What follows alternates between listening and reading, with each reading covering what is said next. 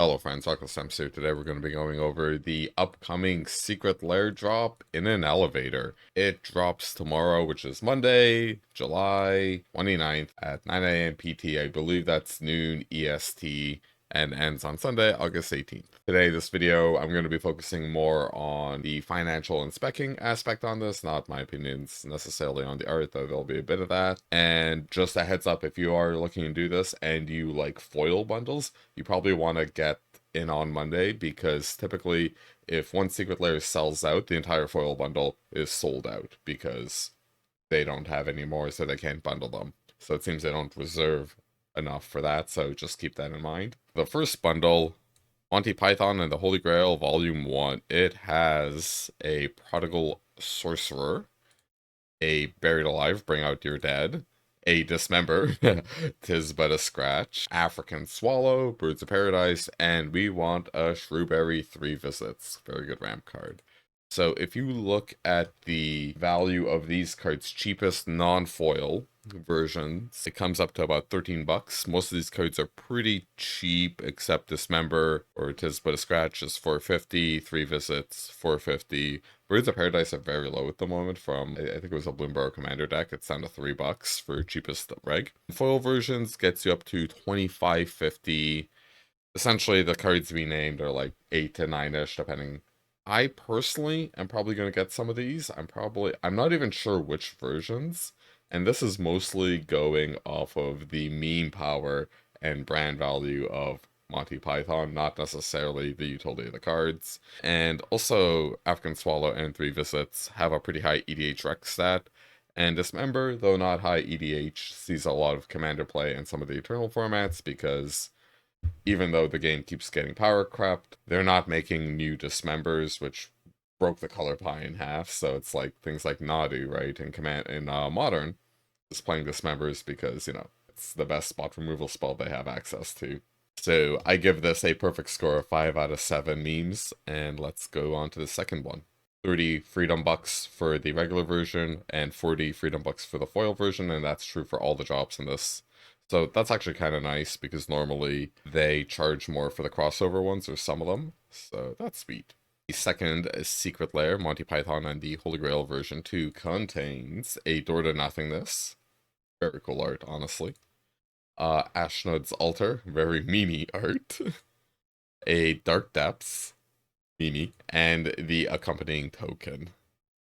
So the regular value of this Secret Lair, just regular versions, cheapest ones you can find, comes up to 10.50. Ashnod's Altar being the heavy hitter in this bundle at 6 buckaroos. And for foil, 23 bucks basically. Dark Depths goes from being a $3 card to 8.50. The Mardlage tokens, I believe cheapest foils are 3 bucks. That's what I found on TCG Player. And yeah. So this has the same structure as Volume 1. If you think memes will get there, get this Secret Lair for specking purposes. If you don't, if you're a little wary, don't do it. I'm probably going to shake the dice on the first one over this, though Ashnod's Altar has an EDH rec play stat of 331,000, but some of the other cards, like Birds of Paradise and 3 Visits, these two over here, are basically at 500,000 each, so even like these cards see more playing Commander, so I think that'll help drive their sales better than this one. So I like Volume 1 way more than Volume 2. I probably won't pull the trigger on Volume 2 unless there's a very compelling bundle. Coming off Monty Python, we have Brain Dead Creatures. It contains a Consecrated Sphinx, a Chaotic Goo, Kiki Jiki Mirror Breaker, Meteor Golem, and Wormcoil Engine. So this is a kooky art style, something about disruptive drops, LA-based artists, whatever. The cheapest regular versions of these cards comes in at a whopping 51 freedom bucks. 26 of it being held by Consecrated Sphinx over here, 10 by Kiki and 13 by Wormcoil. And the foil versions, weirdly enough, don't deviate that much. It's at 58 bucks, cheapest foils you can find of these, and yeah, like foil Sphinx, cheapest 28, cheapest foil Kiki Jiki 13, and cheapest foil Wormcoil Engine 15. Personally, I'm going to be going very hard on this Secret Lair, and even if you don't like the art, and even if you think the art is a negative modifier, just the numbers, right? You're paying $30, you're getting $50 worth of stuff. You know, that's a 60% value increase. Even if you shave off 10% because of this version, I think this will get there. And I would stay away from the foil versions, mostly because, as we've kind of seen in general, it seems that foils are being a little overdone, and also foils kind of seem to have a bad reputation. Not a lot of players necessarily want foils, whereas like regular version seems to have a broader appeal. So if you're doing this to spec, it means you got to sell it to someone or buy list, which means you want a wider appeal. You know, obviously all things being equal. Yeah, I think the regular versions will get there for 30 freedom bucks instead of the foil, the rainbow foil. And here's the foiling for the Consecrated Sphinx and Friends. So, yeah, not the best. The lighting's a little aggressive, but it's very subtle. Golem. Apparently, even lowest Secret Lair ones are $5. Probably buy list that off to like Card Kingdom or whatever. If you found value in this so far, I'd appreciate it if you dismembered that like and subscribe button for more Magic, card game, and RTS goodness. And if you'd like to support me further, check out my eBay store Reckless Tempest, link in the description below. Next up we have Brain Dead Lands, so we got one of each basic in this kind of style here. But wait, there's more. We also have these modern day kind of trailer trash parky looking ones. And so, yeah, so we got 10 basics for once, comes up to 30 or 40 for regular and non-foil. Personally, I would stay away from these. I'm not a big fan of the basic land Secret Lairs.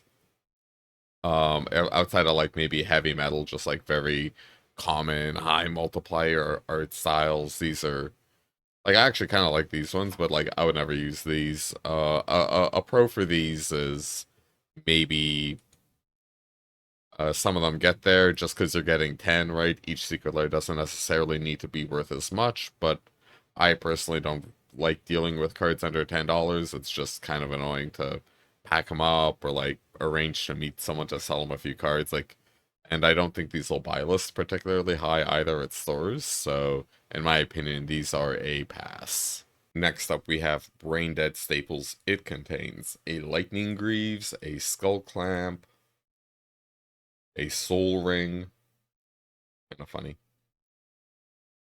a Thought Vessel, and a Command Tower.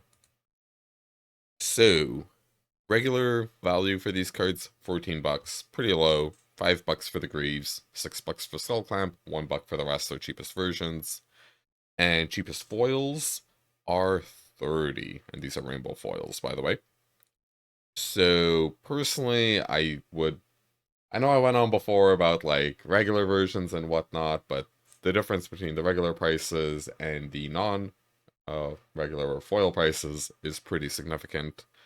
And we've seen a lot of the Secret Lair versions of Skull Clam, Soul Ring, and Thought Vessel be worth like mid-teens when they're in foils and like Secret Lairs essentially, so they're pretty comparable. And if you take those values, this comes up to like 53, which, I don't know what, that's like 30%-ish profit. So maybe that's like good enough, like the water's boiling, for you to pull the trigger there. I'm probably passing on this myself, but I think it's close. Yeah, those are my thoughts. Pass on reg, maybe consider the rainbow foil pickups. And here's what the rainbow foils look like from, the Secret Lair. I think it's not bad. It's not as rainbowy as you'd expect. And honestly, the foiling's a little subtle. I'm trying to think, like, when you're not looking directly at it, it might be a little shinier when you're looking at it from across the table, but it seems kind of minimum. And we don't know if this will actually Pringle it, so... Yeah, I think this... I don't know, that puts it a little minus to me. Like, that was like a 5, maybe a 4.5 foiling. So, yeah, I don't know. Alright, next up we have the Showcase BLOOMBURROW. It contains a Soren Markov in bat form, a Hotley Radiant Champion, Yura Behemoth Beckoner, Tezzeret Master of the Bridges. This currently only has a foil version. and Vraska Golgari Queen. So again, 30, 40 for the rainbow foil. Also, this comes with a play booster. This has a play BLOOMBURROW booster, which is, according to TCG players, worth $7. So that's a nice throw in. And yeah, so in total, if you add up all the regular value of the stuff, 42.50, pretty good. But for cheapest foil versions, 69.50, pretty nice. And most of that's coming from a $24 Soren Markov. Foil play boosters don't exist, so we'll just count that at 7. Radiant Champion Hotley, 13. And Tezzeret. So it's currently a $20 card, and I just put it at 15 each ways for regular and foil, since, you know, I don't think this card has the highest play rate. It's only 28,000 on EDH Rec. I don't think it sees constructed play. So I'm actually, I predict this will go down significantly. And Vasco Golgari Queen seems to be like a $5 card each way, plus minus a little. So let's check out the video showing off the foiling. Soren Markov. Yeah, pretty good. Pretty good foiling, you know. I think it pops a little more. Doesn't seem too powerful, though, which I'm a little... I like strong, powerful foils. Yura, yeah. It works nicer with it being full art. Like, borderless and, like, foiling the whole card. Some of them pop a bit more.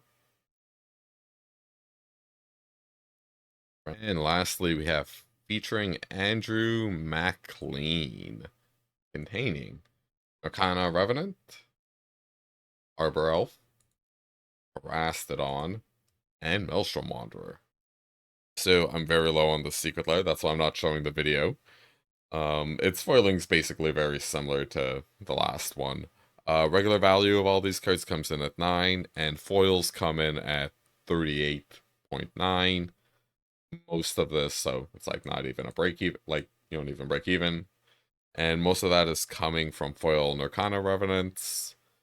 And I think that's just like a low supply thing more than anything, since it only has an EDH rec of 35,000, which is pretty low, especially for like a $30 card. Or at least a foil version, right? The regular is a 5, so you know, I think it's just gonna go down. I'm not super high on the Secret Lair.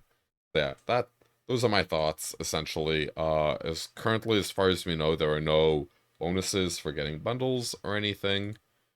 And yeah, so I would just recommend, since Hatsune Miku sold out so quickly, you know, if you can arrange something to work or maybe get someone to help order this for you, you know, like, I think these Monty Python ones, even though I'm not, like, necessarily crazy high on them, I think they're going to sell out pretty quickly. Maybe not quite as fast as the Hatsune Miku Soul Ring, but I think you should be there on Monday, trying to pick this up within an hour personally, or even the bundles if you're kind of a bundle gamer. So yeah, I hope you enjoyed that, and if you found value in this, click like, helps push the video to other people, and subscribe for more MTG news, TCG goodness, and maybe upcoming a little real-time strategy stuff, since Stormgate and Battle Aces will be rolling out soon.